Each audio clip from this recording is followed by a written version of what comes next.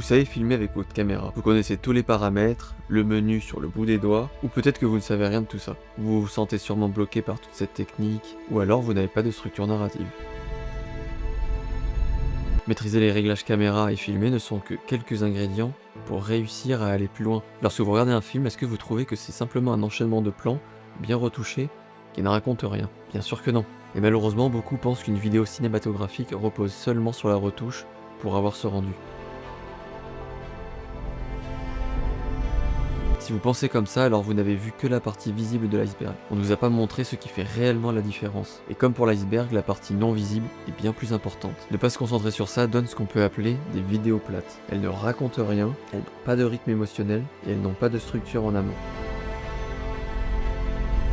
Ce sont souvent des vidéos où les plans ont été filmés à la volée, on filme tout ce qu'on peut et ensuite on se débrouille pour en faire quelque chose au montage. Et au final, ça ne raconte rien. Ce n'est qu'un enchaînement de plans mis bout à bout. Et appeler ça ensuite une vidéo cinématique n'en fait pas une vidéo cinématique.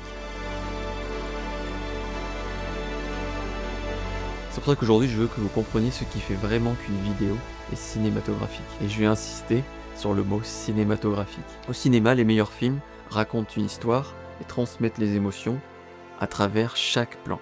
Et chaque plan suit une logique et ça forme un tout. Il y a un message à transmettre et tout est fait pour servir ce message.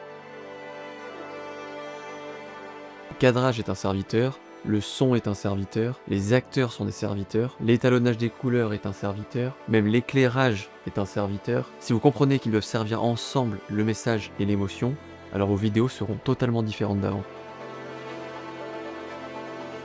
C'est comme ça au cinéma et c'est comme ça que vos vidéos seront réellement cinématographiques. Christopher Nolan n'utilise pas les plans en noir et blanc par pure envie esthétique. Il les utilise car cela a un but dans ce qu'il raconte. Dans ses histoires, il s'en sert quand on est dans une autre temporalité. Alors ne travaillez pas au hasard. Ne travaillez pas selon les tendances. Travailler de façon structurée vous permet de mettre toutes les chances de votre côté. Tout ce dont nous avons parlé jusqu'à présent ne vous demande pas d'investir dans du nouveau matos. Ça vous demande simplement de recalibrer votre façon de penser et de mettre en place les bonnes manières de faire.